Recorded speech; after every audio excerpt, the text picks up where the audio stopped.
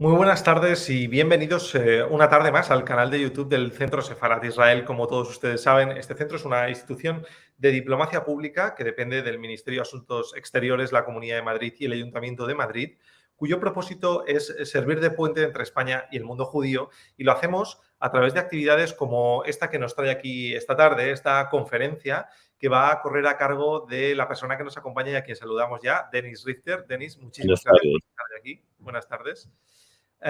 Denis es una persona con una trayectoria amplísima, especialmente en el mundo de las artes escénicas. Seguro que su nombre a muchos les es conocido por su larga trayectoria en el teatro y también en el ámbito literario. Pero hoy nos viene a hablar de un personaje judío o con orígenes judeoconversos, podríamos decir, del que hemos hablado en numerosas ocasiones en Centro Sefarat Israel, pero que estoy seguro que Denis nos va a ofrecer un enfoque totalmente diferente. La conferencia de Denis de esta tarde, como no podía ser de otra manera para alguien que viene del mundo del teatro, la ha querido titular La importancia de llamarse Nebrija, parafraseando a esa magnífica obra de Oscar Wilde, La importancia de llamarse Ernesto.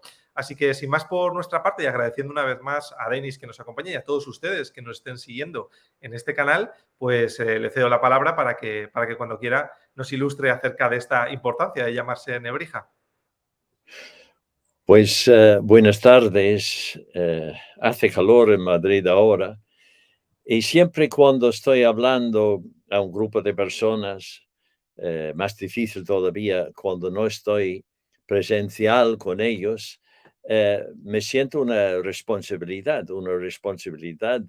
de comunicar no solamente datos académicos, datos sobre una persona, sino también los sentimientos.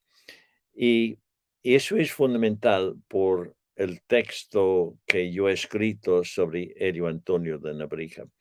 La razón del título, la importancia de llamarse Nebrija, es porque mucha gente hoy en día, incluso académicos, autores, gente de las artes escénicas, profesores, y la gente de la calle, por supuesto, sepan muy poco sobre Elio Antonio de Nebrija.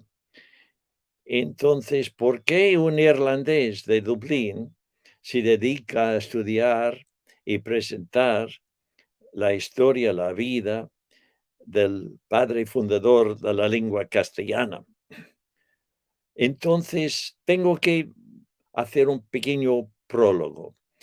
Un día en Ciudad Rodrigo, durante la feria de teatro ahí, Ciudad Rodrigo, ahí al oeste de Salamanca, estuve sentado en la Plaza Mayor y recibí un mensaje de un amigo diciendo: alguien de la comisión del quinto centenario de Elio Antonio de Nebrija, fue el año pasado, en el año 2022, quiere hablar contigo.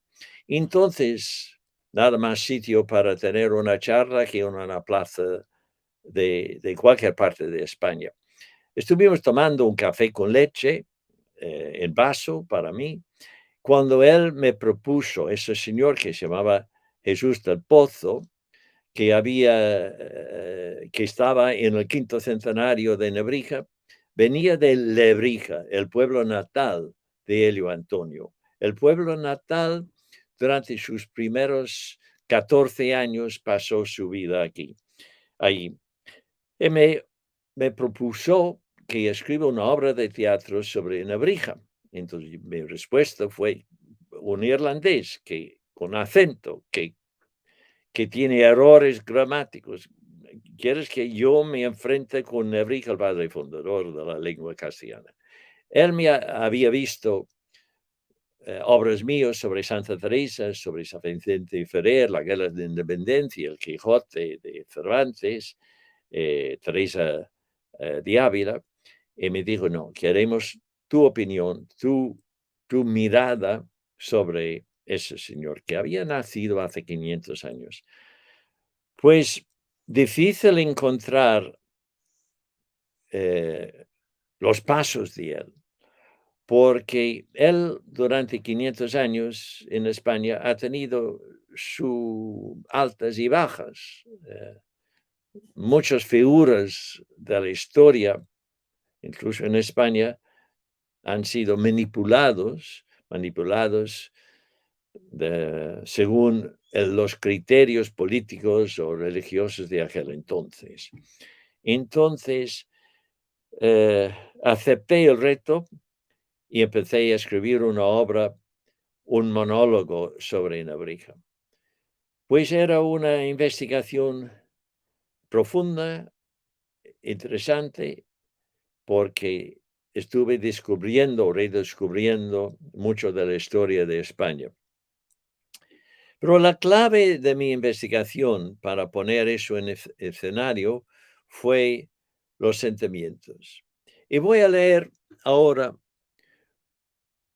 unos textos que fue descubierto hace 3.300 años, 1.300 antes de Cristo, en una lápida en Grecia, escrito por Alcman, un poeta de aquel entonces. Y ahí había una lápida escrito por él que decía lo siguiente: ahora duermen las cumbres de las montañas, las sierras y los barrancos, los torrentes y los arroyos. Ahora duermen las laboriosas abejas y las fieras y bestias de las tierras altas. Duerme todo lo que anda o se arrastra alimentado por la negra noche. Duermen los monstruos de los abismos del mar oscuro y reluciente, y las tribus de las aves que abrían sus largas alas a la noche. La razón que cito eso es porque para hablar del pasado, para hablar sobre una figura tan importante como Nebrija, necesitaba acercarme a él, sentir a él como persona, andar con él, a través de sus palabras, a través de la época. Entonces, el siguiente paso que tuve que hacer fue visitar a todos los sitios donde él hubiera trabajado o andado. Y lo interesante de eso es que un artista, un actor, para acercarse a Shakespeare, para acercarse a Oscar Wilde, tiene que hacer una cosa que todos tenemos en común. Es decir, hay muchas diferencias entre la gente hoy en día. Por eso hay tantos conflictos en el mundo. Pero en esencia, el ser humano tiene mucho más en común que diferencias. Y esas cosas que tenemos en común son las pasiones y los sentimientos. Un irlandés llora igual que un japonés o un español, o un ruso o un británico. Reímos también y a veces nos enfadamos, a veces amamos, pero esas son las esencias que el ser humano tiene. Entonces, la clave de mi acercamiento a Elio Antonio de Nebrija fue sentir como él hubiera sentido durante sus momentos de fracasos, de sus triunfos. Y para hacer eso necesitaba tocar la tierra, ver la Universidad de Salamanca, andar cerca de la casa de él en Lebrija. Y poco a poco la puerta hacia él como amigo estaba abriendo. Pero como artista tienes que estar muy atento. Tienes que sentir esos momentos y después poner esos momentos en un texto que se puede comunicar a un público. Y eso voy a hablar dentro de poco. Pero como muchos textos, por ejemplo, en el texto de Lewis Carroll, cuando habla del Jabberwocky, es sonido sin mucho sentimiento. Ni los ingleses entienden ese poema, pero el sentido, el oído, el sonido de los versos es llamativa. Y va así. 'Twas brillig, and the slithy toes that gyre and gimble in the wave. All mimsy were the borough groves, and the mome wraths outgrave. Entonces, nadie va a entender eso a primera vista, pero demuestra cierto sonido que transmite a nosotros a otro mundo, porque la lengua, la voz, es sonido, pero en ese sonido se puede poner la emoción. Eso encontré también haciendo Shakespeare.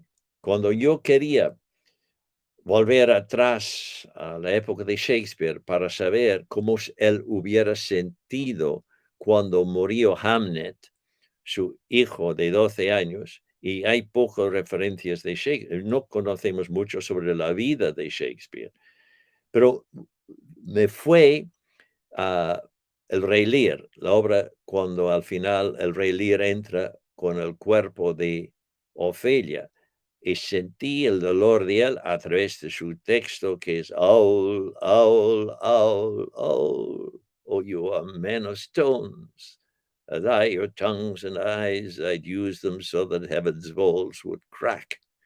Entonces, este dolor de Lear es lo que estuve buscando en Nebrija. Entonces, había momentos claros que quería transmitir. Y voy a leer uno de sus poemas que me inspiró muchísimo en la búsqueda de Nebrija, porque él, antes de todo, fue humanista. Fue una persona que había estudiado en Bolonia varios años, que había estudiado desde los 14 años hasta 19 años en Salamanca, después sabiendo o dando cuenta que no podría aprender más el latín en aquella universidad. Sabía que aunque no en el saber, en el decir, no estaban haciendo bien el latín. Eso es la clave de Nebrija. Él reconocía que faltaba mucho el uso del latín en todas las facultades, la medicina, la filosofía y hasta en las sagradas escrituras, cosa que causó muchos problemas después. Entonces, él fue a Italia, primero a Roma, después Florencia, Venecia y Bolonia. Y ahí estaba estudiando con los grandes maestros. Entonces, como él quería perfeccionar, porque hablaba hebreo, estudiaba hebreo también, griego y latín, entonces él podía entender no solamente una traducción, sino también muchos de los sentimientos que estaban por detrás de cada palabra, desde el hebreo hasta el griego, el latín. Y eso fue la clave y la importancia que cuando volvía a España aportaba a los estudios y todas las facultades, todas las ciencias.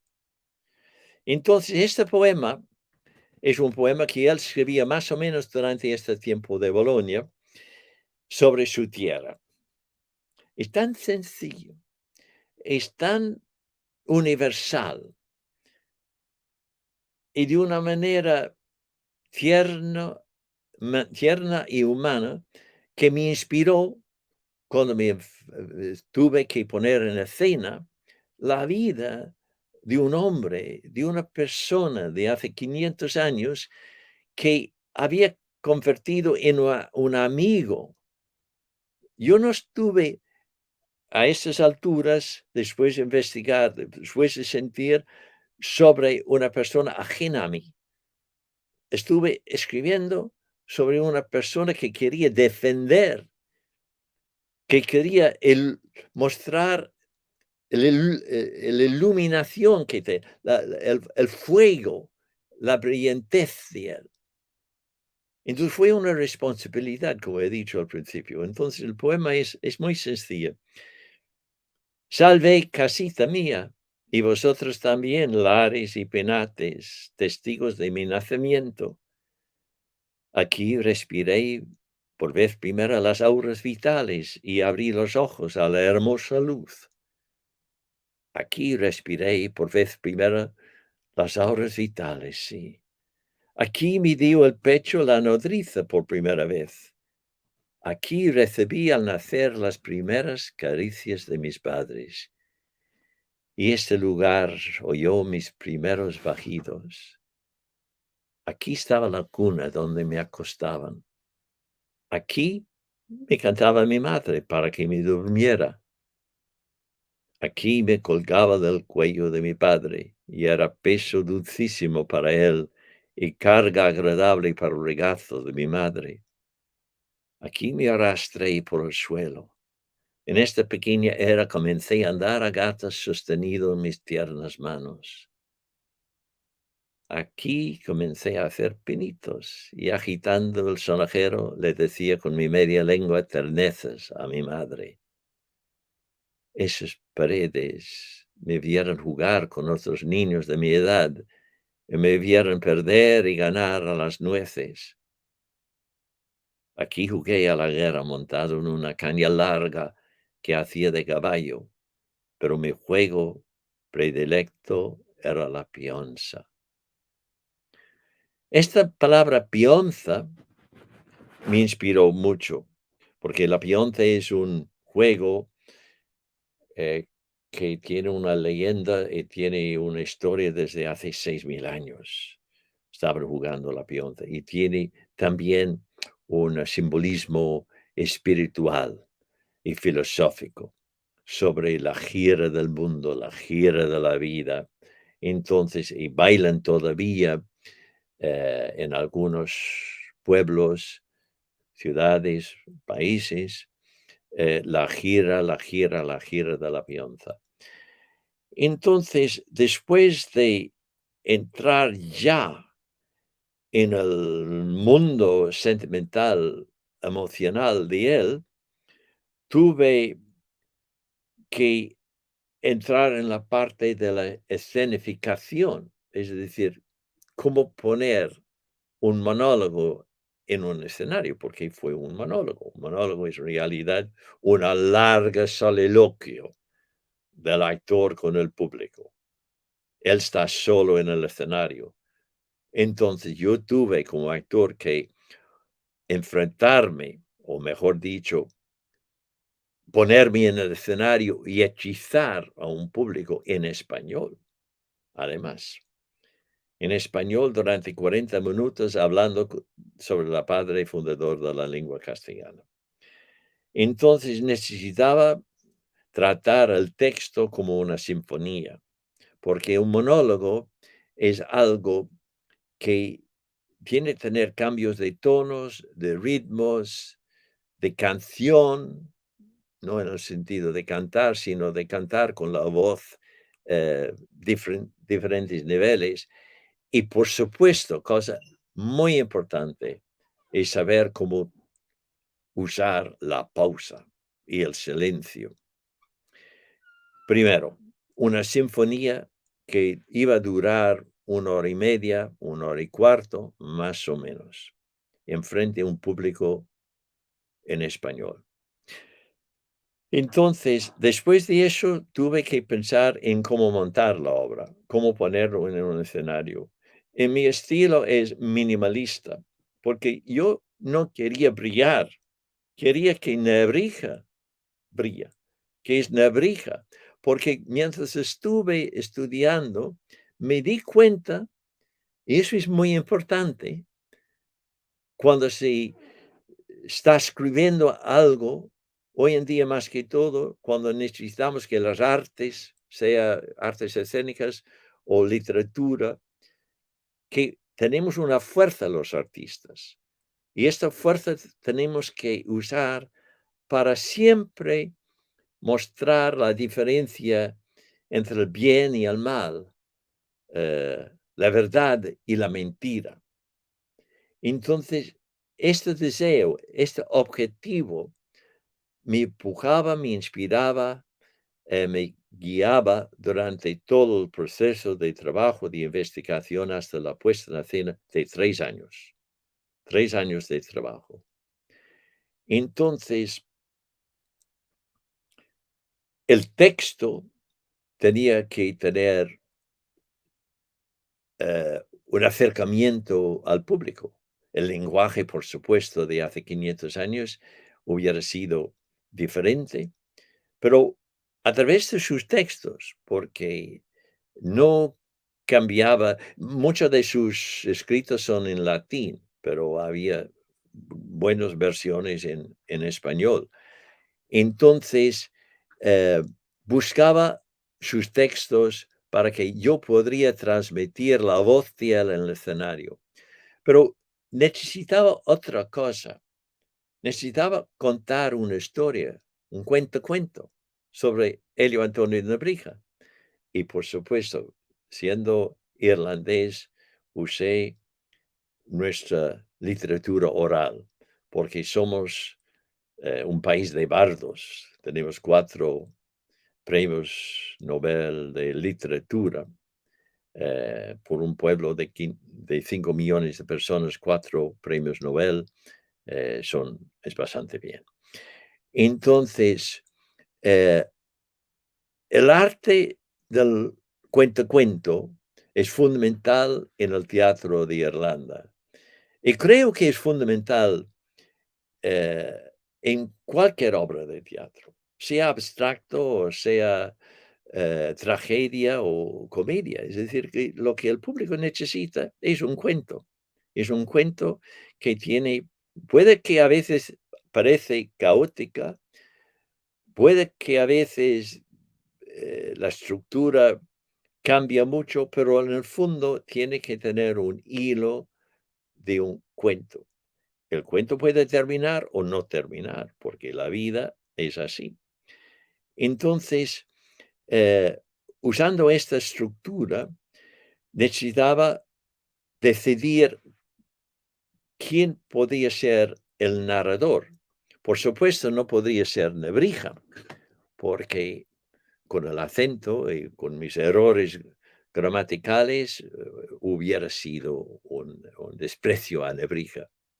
Eh, entonces, hay una historia interesante, un hecho interesante, que Salamanca fue anfitrión durante siglos de los estudiantes nobles irlandeses que tenían que escapar de Irlanda a finales del siglo XVI, principio del siglo XVII, porque la reina Isabel I había dicho que no se podía tener la religión católica en Irlanda y que bajo pena de muerte no podrían estudiar para la Iglesia Católica. Entonces muchos de los jóvenes tenían que escapar y España abrió sus puertas y habría universidades como el Colegio Fonseca de Salamanca, el colegio en Sevilla, en Alcalá de Henares, el colegio irlandés. Entonces, a través de eso, yo decidí que un estudiante irlandés que se fue a Salamanca a estudiar podría ser amigo de Nebrija, ficticio, o no, tal vez sí. Pero decidí que el personaje narrador podría ser un joven que conocía por primera vez a Nebrija en Salamanca cuando tenía 12 años. Entonces, a partir de eso, yo tenía ya una relación humana entre el narrador y el protagonista de la obra, Nebrija. Y de esa manera podría acercarme a Nebrija contando dos verdades. Uno, la historia de él, porque en Nebrija, en su historia, hay ciertas contradicciones entre muchos, eruditos de Nebrija. ¿Cuántos niños tenía? ¿Cuántos años pasó en Italia? Muchas cosas, dudas que siempre hay después de 500 años. Entonces, pero yo, usando sus textos como base, podría usar lo que el artista tiene, lo que he explicado al principio, una unión, una, una introducción sentimental, pasional y humano a un hombre como Nebrija. Repito, a esto estaba, en aquel momento fue amigo mío. Entonces, he podido tener una voz de contador de cuentos y he podido también hablar de una manera verdad sobre el personaje de Nebrija. Bien, después sentía su presencia. Después necesitaba buscar el porqué pasar 3 años estudiando Nebrija. Y me di cuenta que era una persona que defendía muchos valores que hoy en día hace falta defender. La verdad, la libertad de expresión, la llevar la bandera por la bondad, eh, hablar claro sobre los hechos y no de una manera como que en vez de aclarar las cosas está hundiendo. ¿Cuántas personas hoy en día hablan y no entendemos exactamente lo que está por detrás de lo que está diciendo? Nebrija era transparente. Su transparencia causó un tiempo muy arriesgado por él, cuando Diego de Deza, el inquisidor general, llamó a él a la Inquisición, al Santo Oficio. Entonces era muy peligroso por él, porque estaba arriesgando de que quemen todos sus libros, primero, o que lleven a él mismo a la horca. Entonces,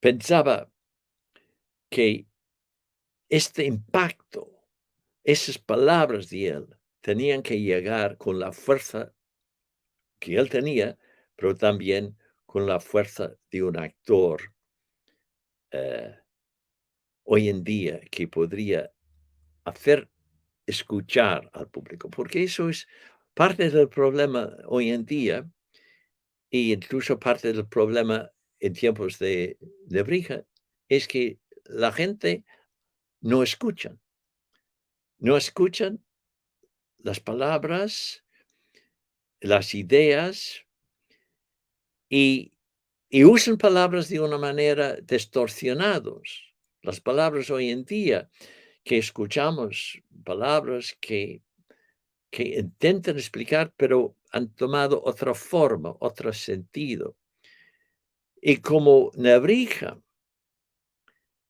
había estudiado el origen de las palabras, la esencia de las palabras, qué en realidad significaban en el original, en latín o griego y hebreo, tenía en sus manos, a través de su gramática de la lengua castellana, sus diccionarios y sus otros libros, y a través de sus repeticiones, aquellos discursos que daba en la universidad, tenía una claridad en lo que decía. Voy a leer otro texto que a mí me parece es indicativa de la fuerza de él. Y desde el punto de vista dramática, es su apología. Él escribió esta apología en defensa cuando estaban atacando a él y intentando llevar a él eh, a la muerte o a la Inquisición. Y él se defendía con esas palabras, hablando al tribunal de la Inquisición. El tribunal de la Inquisición, apenas contando con 20 años de existencia, tienen poder extraordinario en la vida y hacienda de los españoles.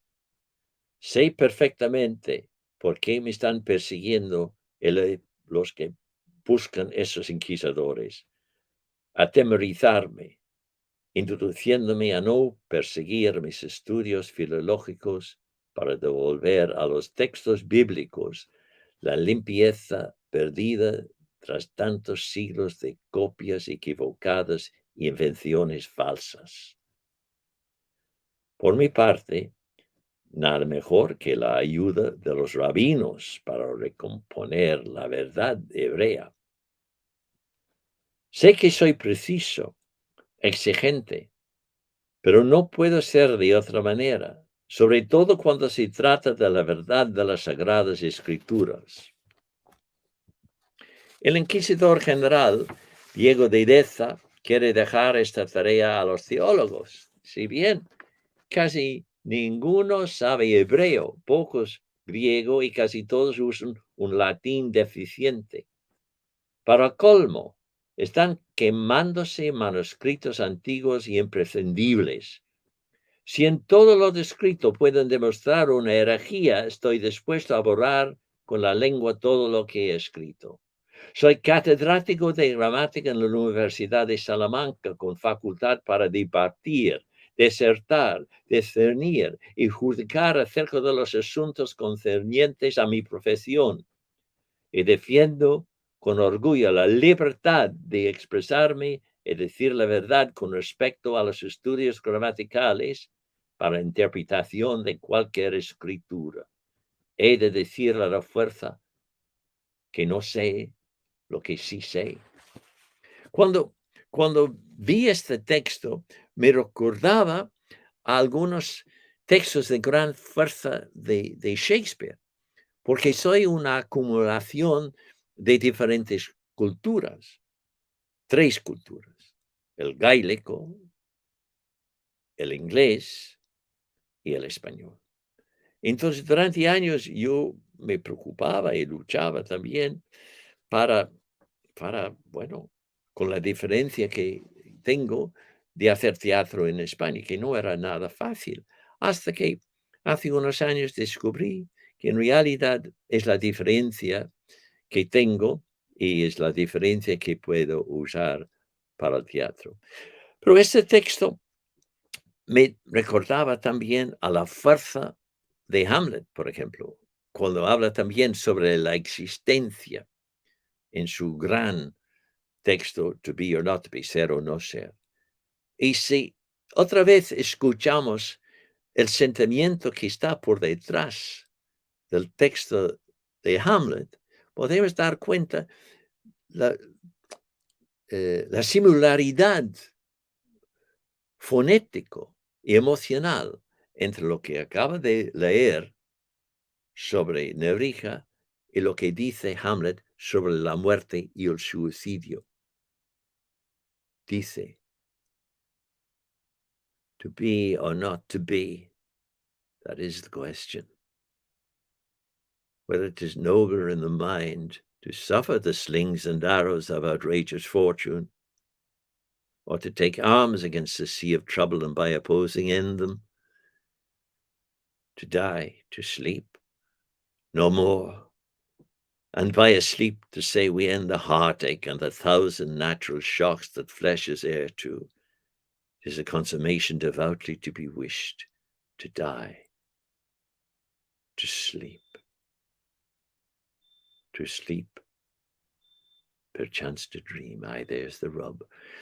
Entonces, esos sentimientos, yo soy como un esponje que durante mi vida he ido absorbando los sentimientos. Y por trabajo, por interés, por amor a Elio Nebrija, podría acumular todo eso en mi obra de teatro sobre Nebrija. Pues esa es la parte de estructura, la parte de preparación, la parte de por qué y cómo porque creo que tiene un significativo contemporáneo. Pero yo al final me fui más allá de una obra de teatro sobre Nebrija. Me fui a escribir un libro para niños y niños que se llama Elio y Eloísa. Y en ese sentido, me siento afortunado de haber conocido a Nebrija, de haber podido proyectar los sentimientos de una manera que aporta algo, no solamente a la gente académico, pero también a los pueblos donde tengo una obra de gira y a los niños y niños a través de mi cuento Elio y Eloísa, que hago en las escuelas. Afortunado y también ha sido un sufrimiento artístico, pero estoy contento porque hoy he podido hablar con todos vosotros sobre el teatro y sobre todo sobre Elio Antonio de Nebrija. Gracias. Muchísimas gracias, Denis, por esta conferencia, por arrojarnos más luz acerca de Antonio de Nebrija y por compartir este rato con los seguidores de nuestro canal de YouTube. Así que muchísimas gracias por estar hoy aquí con nosotros. Un placer. Muchas gracias. Gracias.